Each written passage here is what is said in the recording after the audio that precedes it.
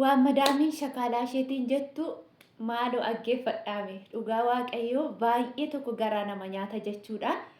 Waan namni lammii isaa irratti raawwatu, waan namni dhiiga isaa irratti raawwatu, waan abbaan qabeenyaa tokko ilma hiyyeessaa irratti raawwatu mee dhaggeeffadhaa.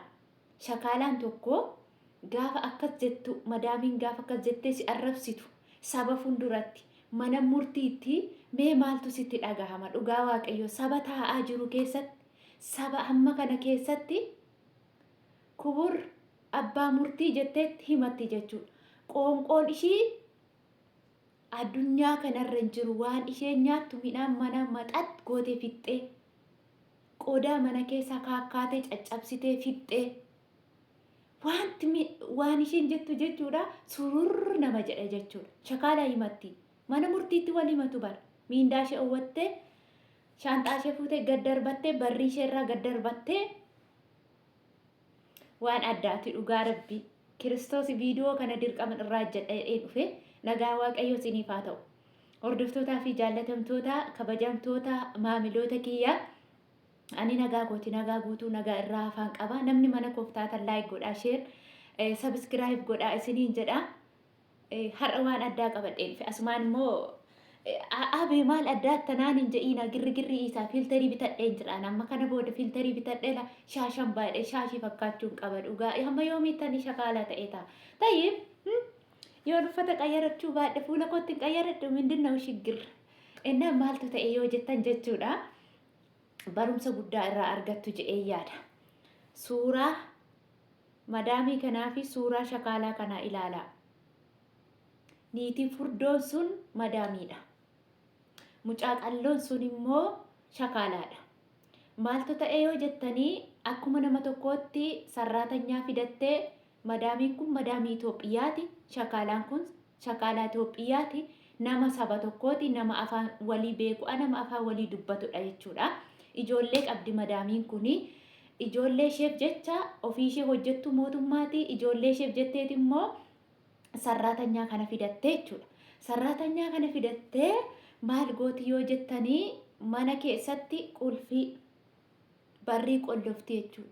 Barrii qolloftee hojii deemtii, hojii argisiistee, ijoollee itti laattee akkuma amma madaamiin manatti nu dhiiste deemtu isheenis manatti dhiiste garuu immoo barrii qolloftee akka isheen gadi hin baane akka isheen namaan waliin agarre gixxim gootee barrii ijoollee isheettis sarraatanyaattis barrii qolloftee hojii deemti. Hanga isheen hojiirra deemtutti waan fe'e yoo ta'e barriin sun hin banamu. Otuma kanaan jirtu hojjechaa turtee birrii ishee sarraatanyaan sun maal gooti seetan? Birriin koo si harka naafaa taa'u yoon ani si harkaa fuudhe birriin kiyya hinna jalaa qisaasa'a si harka kaawwadhaa jettee miindaa ishee hundumaa hojjechiifattuu ishee harka kaawwattee jechuudha. Akkuma nuti yeroo amma ji'a 5 ji'a 4 ji'a 3 miindaa keenya harkaa fudhannu yoo tole jedhanii yoo nu owwatanis callisna biyya ormaatii haadha ormaatii afaan ormaatii waan goonu waan hin qabne afaan keenya ziippiidhaan hidhannee zim jennaan gaafa nutti laatanii. Maaliif gadi baatee dubbatachuu hin dandeessu mirga qabdu baay'iste irra caalaattu keessattuu ijoollee kontiraata jennaan akkasitti kaawwattee booda gaafa birriin irra baay'atu madaamiin Itoophiyaa maal gooti seetanii sarraatanyaa caqaccaquu har'aa boru caqaccaquu maaliif sababa birriin sun ishee irra baay'ateef jechuudha. Birriin sun irra baay'ate jennaani yoo nan ishee lolee giddii ishee baatee baddii yoo bahuu baatte immoo ani nan ariyaa silayyuu seerri hin jiru jettee jechuudha. Hojjechiifattee dura midhaan manaan nyaatamee dhumees jetteen beektu dura qodaan cabees jetteen beektu dura ijoolleen koo sitti gufatanii beektu atis ijoollee koo itti gufattee beekta jetteen beektu riileeshinii ajaa'ibaa walirraa qabu. Dhaqxee gaafa birriin irra baay'atu sababa qorqoruu jammarte. Qodaan gaafa akka kanaa cabe situ kaffalaa. Barbaree daaksisee barbareen dafee dhume shiroo daaksisee shiroon dafee dhume nyaanni mana keessaa dafee dhuma akkasumas immoo dhadhaan baqfamee zayitiin bitamee dafee dhuma hamma kana hundaa situ nyaate barbadeessite garaanshee automaatikaalii jettu nama fuulduratti garaan ishee automaatikaalii safuudha namni akka kana nyaatu jiraawu. Hojii maaliif jetti bilbila qabattee teessi. Akkasittiin gaafa isheen miindaa koo naa laadhu gaafa ciqiciqiin baay'atu miindaa koo naa laadhu nan gala baqqaa gaafa isheen jettu birrii maal abbaa kee narraa qabda miindaan keessa nyaachaa turtedha miindaan keessa qodaan cabeedha jechuun sarraatanya gibbiirra baaftee gad darbattee barrii ishee qollofattee ol deebitee fataa zanaattee ijoollee ishee abbaa manaa ishee wajjiniin taa'uu jammaru. Achi obboleettiin kun maal gootii dhaqxee kasasu. Gaafa kasasan viidiyoo waraabamee kisiisa wanti seetanii dhugaa waaqayyo amaariffaa dhaggeeffadhaa kiristoosii ragaa kooti ani sobee isinitti himaan jiru dhugaa qubna gara isinitti himaan jira. Dhaqanii firdi beetii fuuldura dhaabbatanii sabni taa'ee poolisii fuulduratti firdi beetii fuulduratti isheen madarakii qabattee sarraatanyaan madarakii qabattee madaamiin sun madarakii qabatanii muggutii gixxe. Amma nyaata manaa muxutti gootee fixxe jennaan ani qobaa nyaata hin qopheeffannee isuma siniif qopheessuun takkaa qopheessa akkuma nama tokkoon sin faana nyaadhaa. Qodaa caccabsite jennaan immoo ani qodaa takkittiin na harkatti cabdee hin beektu kan qodaallee cabsu ijoollee keeti. Jettika. Shir'ennaan gaafa isheen akkas jettu moobaayilii qabattee teessatti immoo moobaayilii maalan qabadhee taa'a moobaayilii kanaan ji'a lamatti ji'a sadiitti maatii kootti si'a takkittii dawwaladha. Kanaan ala maalan qabadhee taa'a. Akka biyya Arabaa moobaayiliin illee taachii miti intarneetiin illee hin jiru waa tokko waanan ilaaluun qabu. Jennaan isheen mana keessatti ani manaa baanaan moobaayiluma qabattee teessi malee hojii sin hojjettu ijoollee sin ilaaltu qodaan akkamitti cabsiti ijoolleen. Ergan ani isheen sun immoo hojjechiistummaa jetti erga ani hojjettuu jedhee manatti fidadheeti akkamitti burcuqqoo tokko cabsiti ijoolleeni. Dhageessanii waan ijoollee baalageen mana keessaa cabsitu sarraatanyaa kaffalaa. Midhaan mana keessaa yoo uume miindaa sarraatanyaatti herregama. Shiroon barbareen qimamiin zayitiin miindaa isheetti herregama kanaafan miindaa ishee uwwadhee mana koorraa ishee ari'ee jette. Yoon ammoo midhaan mana taa'u bakka dhugaa rabbii akkatti ishee cabsitu saba ofiiti bar. Yeroo kana nuti immoo maal jenna Araba jalatti maal dubbannu. Ani dhugaa waaqaa isiniin jedha Kiristoosii. Anillee Kiristoosii ragaa kooti. Qodaan na harkatti hin caccabu. Garuu ijoolleen jechuudha ijoolleen obbolaaniitii kanaa yoo dhufan birciqqoo akkasumatti qabanii dish finjaala akkasumatti qabanii dish waan tokko tabalaasha'ee maashinii gassaalaa mooyyaa yoo tabalaasha'ee maashiniin makinasaa yoo tabalaasha'ee maashiniin juusii yoo tabalaasha'e dhugaa waaqayyo isiniin gaaf tokko eenyu tabalaashetti eenyu cabse birciqqoon eessa dhaqe saayinaan eessa dhaqe nyaanni eessa dhaqe mana kanatti argeen beeku ani.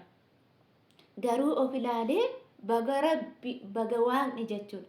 Erga nu hiyyoomse erga immoo sarraatanyaa nu godheeti baga harka abashaatti nu gashi. Harka abashaarraa baga nu baase. Dhugaa waaqa. Madaamii biyya ormaa damma dhugaa waaqa. Namni qodaa saayinaa maal cabee birciqqoo maal cabee kuni maata balaasha'e kan jettu mana tokko jira. Mana tokko darbee. Malee jechuudha. Araba kuni cabee kuni tabalaasha'ee ruuziin umee foon umee lukkuun umte maaluun umte siniin jedhu jira. Ani garuu carraadha malee hundumtuu namni hundi tokko miti malee akka ani mana kana jirutti jechuudha.